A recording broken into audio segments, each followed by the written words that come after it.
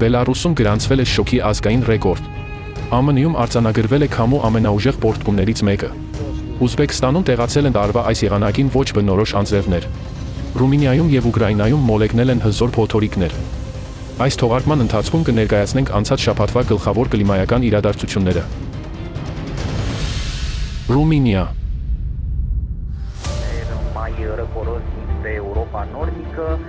Հունիսի 29-ի անոմալ շոկից հետո, երբ Ռումինիայի մի շարք շրջաններում օդի ջերմաստիճանը գերազանցում էր 40 աստիճան Ցելսիուսը, երկրի վրա տեղաց հզոր փոթորիկների մի ամբողջ շարք։ Տարերքից տուժել են երկրի ավելի քան 20 գավառների տասնյակ բնակավայրեր։ Առավել լուրջ հետևանքները գրանցվել են մայրաքաղաք Բուխարեստում, որտեղ հուլիսի 1-ի գիշերը ընդամենը մի քանի ժամվա ընթացքում տեղացել է ավելի քան 88 մմ անձրև, ինչը գերազանցել է ամսական տեղումների միջին նորման։ Քամու պորտկումները հասել են ժամում 90 կմ արագության։ Լայնածավալ ջրհեղեղները կաթվածահար են արել փողոցային երթևեկությունը, հեղեղելով բազմաթիվ նկուղներ և շենքերի առաջին հարկերը։ Տասնյակ ավտոմեքենաներ, այդ թվում շտապօգնության մեքենաներ, մնացել են ջրի մեջ։ Իրավիճակն ավելի է բարդացել ավելի քան 1000 տապալված ծառերի պատճառով։ Հաղորդակցման ցանցի վնասման պատճառով դադարեցվել է տրամվայների և տրոլեյբուսների երթևեկությունը։ Բասարաբիա բուլվարում երթևեկությունը սահմանափակվել է ճանապարհածածկի փլուզման վտանգի պատճառով։ Մետրոյի մի քանի կայարաններ հեղեղվել են և փակվել անորոշ ժամանակով։ Երկաթուղային ցանցում իրավիճակը նույնպես չափազանց բարդ է եղել։ Ընկած ծառերի պատճառով կանգ են առել ավելի քան 20 գնացքներ, իսկ մի քանի հատվածներում երթևեկությունն ամբողջությամբ դադարեցվել է։ Դմբովիցա գավառի Տրգովիշտե քաղաքում քամին պոկել է լողային համալիրի տանիքը և մի քանի բնակելի տների ծածկերը, իսկ մեկ մարդ վնասվածքներ է ստացել թռչող բեկորների հետևանքով։ Բուչեչ լեռների պատինա Սարահարթում, այն պահին, երբ 14 երեխաներից բաղկացած խումբը ուսուցչուհու հետ անցնում էր լեռնային երթուղով, հարվածել է կայծակը։ Ուսուցչուհին ստացել է առաջին և երկրորդ աստիճանի այրվածքներ մարմնի մակերեսի մոտ 30%-ի հատվածում և գիտակից վիճակում տեղափոխվել հիվանդանոց։ Մեկ երեխա նույնպես հոսպիտալացվել է ոտքի վնասվածքով։ Իլֆով գավառի Գնյասա համայնքում ծառն ընկել է միկրոավտոբուսի վրա, ինչի հետևանքով զոհվել է ուղևորներից մեկը։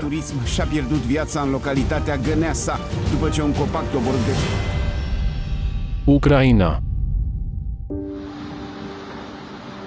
Հունիսի 29-ին Ուկրաինայի միանգամից մի քանի շրջաններ հայտնվեցին հզոր ամպրոպային ճակատի ազդեցության տակ, որին նախորդել էր անոմալ շոկը։ Լվովում առավելագույն ջերմաստիճանի ռեկորդներ էին գրանցվում 6 օր անընդմեջ։ Հունիսի 29-ին սահմանվեց ամսվա ջերմաստիճանային նոր առավելագույն ցուցանիշ 37.4 աստիճան Ցելսիուս։ Շոկ եղանակին փոխարինած մթնոլորտային ճակատը առաջացրեց ուժեղ ամպրոպներ, հորդառատ անձրևներ և փոթորկային քամի։ Լվովում տարերքը պոկեց շրջանային վարչակազմի շենքի տանիքի մի մասը, վնասեց պատուհանները, տապալեց ավելի քան 2 տասնյակ խոշոր ծառեր, որոնցից մեկն ընկավ տրոլեյբուսի վրա։ Վնասվեց կոնտակտային ցանցը, փակվեցին ճանապարհները, իսկ տրամվայի մի շարք երթուղիների երթևեկությունը մի քանի ժամով դադարեցվեց։ Ամպրոպի ժամանակ կայծակի հարվածից տուժեց 6-ամյա մի աղջիկ, որին տեղափոխեցին վերակենդանացման բաժանմունք։ Վոլինի մարզում կայծակը հարվածել է ջրամբարի հարակից տարածքին, որտեղ հանգստանում էին մարդիկ։ Արդյունքում 7 մարդ, այդ թվում 4 երեխա, կորցրել են գիտակցությունը և տեղափոխվել հիվանդանոցներ։ Ռովնոյի և Վոլինի մարզերում փոթորիկը վնասել է ավելի քան 400 հեկտար անտառ։ Ժիտոմիրի մարզում փոթորկային քամու պատճառով ավելի քան 53 բնակավայր մնացել է առանց էլեկտրամատակարարման։ Հունիսի 29-ի երեկոյան ամպրոպային ճակատը հասել է Կիև։ Հորդառատ անձրևներն ուղեկցվել են փոշու փոթորիկով և վայրկյանում մինչև 20 մետր արագությամբ քամու պորտկումներով։ Քաղաքում տապալվել են ծառեր, գովազդային վահանակներ և էլեկտրահաղորդման գծերի հենասյուներ, իսկ որոշ փողոցներ հեղեղվել են։ Հորդառատ անձրևներից հետո Կիևի մերձակայքում գտնվող ազգային ռազմական հուշահամալիր գերեզմանատան տարածքում ջրի հոսքերը քշել տարել են ճանապարհների մի մասը, իսկ վերջերս կատարված ուղարկավորությունների հատվածում առաջացել են հողի նստվածքներ։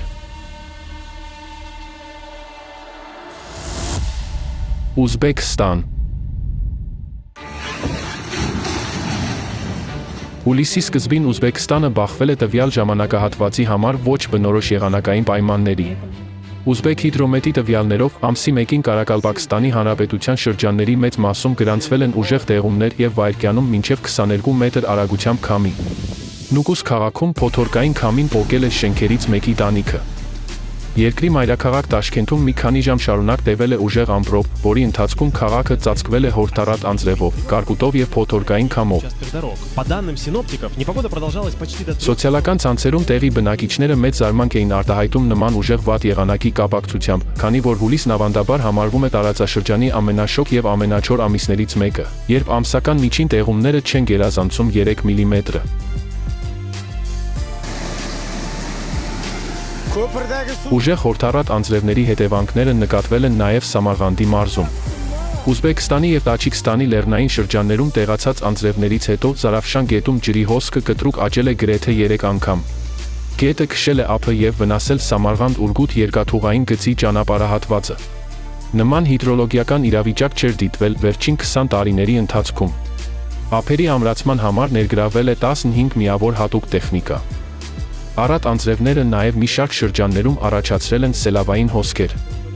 Մասնագետի խոսքով վերջին տարիներին կլիմայագետները ամառային ուժեղ անձրևների եւ փոթորիկների հաճախացումը կապում են կլիմայի գլոբալ փոփոխության հետ։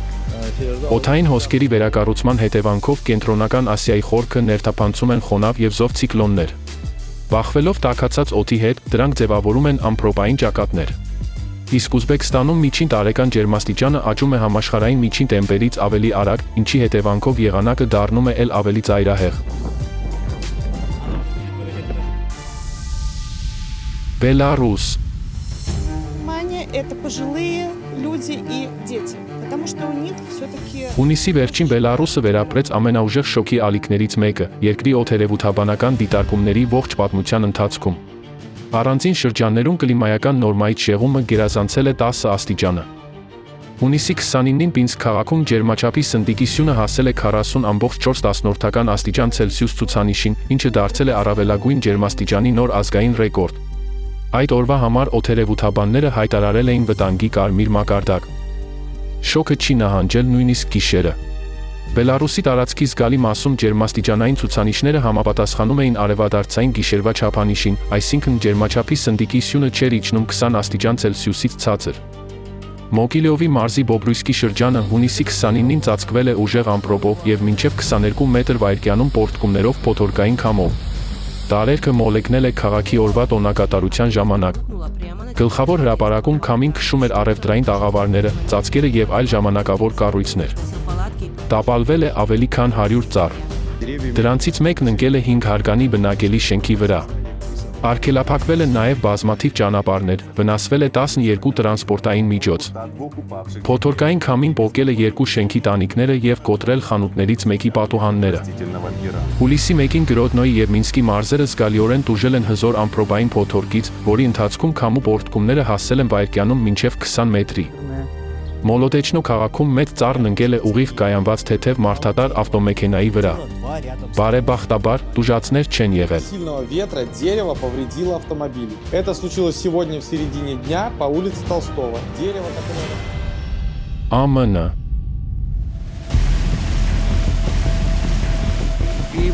Հունիսի 29-ի վաղ առավոտյան ուժեղ ամպրոպներ են անցել հարավային Դակոտա նահանգի կենտրոնական եւ արևելյան հատվածներով, ամենից շատ հարվածելով Հայմոր քաղաքին։ ԱՄՆ ազգային օդերևութաբանական ծառայության տվյալներով քաղաքի շրջակայքում գրանցվել են ուղղաձիգ քամու պոռթկումներ, ժամում մոտ 211 կմ արագությամբ։ Սա դարձել է նահանգում երբևէ գրանցված տորնադոյի հետ չկապված քամու պոռթկումների ուժգնությամբ երկրորդ ամենաբարձր ցուցանիշը։ Քամին պոկել է տների տանիքները, շրջել ավտոմեքենաները, վնասել հացահատիկի պահեստային բունկերներն ու հողմային տուրբինների աշտարակները։ Հայմորում անջատվել է էլեկտրամատակարարումը, իսկ ճանապարհները փակվել են ծառերով եւ բեկորներով։ Որոշ մարդիկ վնասվածքներ են ստացել։ Տեղի բնակիչներից մեկը պատմել է, որ տարերքի հարվածից առաջ շատ ուժեղ աղմուկ է լսվել, որը հիշեցրել է մոտեցող բեռնատար գնացքի ձայնը, իսկ հետո նա լսել է, թե ինչպես է ապակին կոտրվում եւ ինչ-որ բան ընկնում տան վրա։ Հունիսի վերջից արգելափակող անտիցիկլոնը ԱՄՆ-ի տարածքի վրա ձևավորել է բարձր ճնշման յուրատեսակ կափարիչ, որը երկրի մայրցամաքային տարածքի ավելի քան 2/3-ի վրա երկրի մակերեսին պահել է շիկացած խոնավ օդը։ Արդյունքում ջերմային գմբեթը ստեղծել է ծայրահեղ կյանքին սպառնացող պայմաններ խոշորագույն քաղաքային ագլոմերացիաներում, ազդելով ավելի քան 200 միլիոն ամերիկացիների վրա։ Շոկի ալիքը համընկել է ԱՄՆ-ի անկախության օրվա տոնակատարությունների և ֆուտբոլի աշխարհի առաջնության հանդիպումների հետ։ Զանգվածային միջոցառումների ամենաթեժ պահին զգացվող ջերմաստիճանը առանձին վայրերում հասել է 46 աստիճան Ցելսիուսի։ Խիտ բնակեցված մի շարք քաղաքային շրջաններում նույնիսկ գիշերը ջերմաստիճանը պահպանվել է մոտ 27 աստիճան Ցելսիուսի սահմաններում։ Մարդու օրգանիզմը չի հասցրել վերականգնվել ցերեկային շոկից հետո, և ջերմային սթրեսը շարունակել է կուտակվել։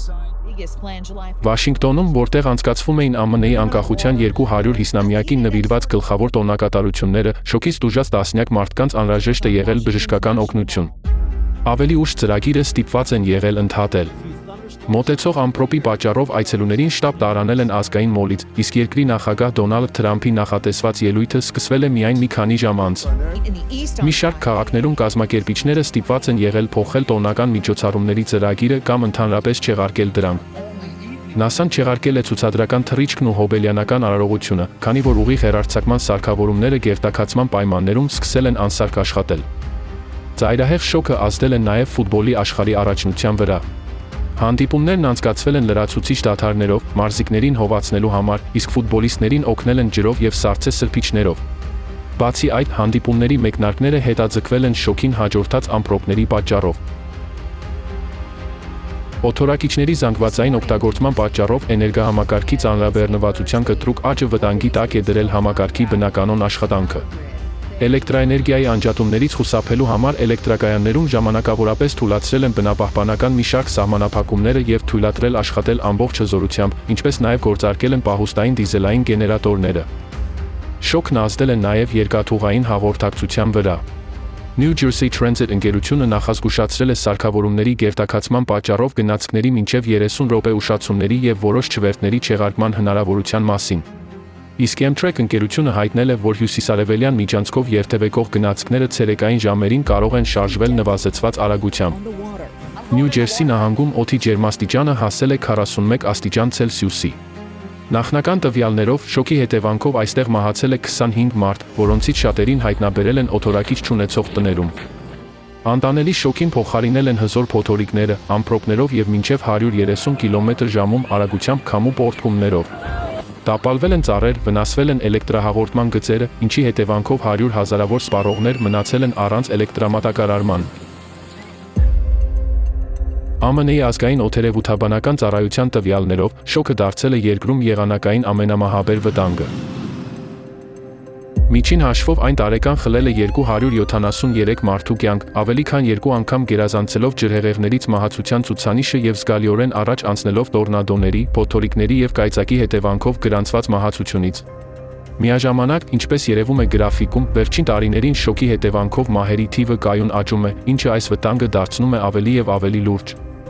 Հիմնական ռիսկի գործոնը ոչ թե մեկ առանձին օրվա բարձր ջերմաստիճանն է, այլ հենց շոկի ալիքը, մի քանի օր անընդմեջ շարունակվող շոկ օրերով և տաք գիշերներով, երբ ջերմաստիճանը գրեթե չի նվազում, օրգանիզմը չի ստանում հանգստի հնարավորություն և չի հասցնում վերականգնվել։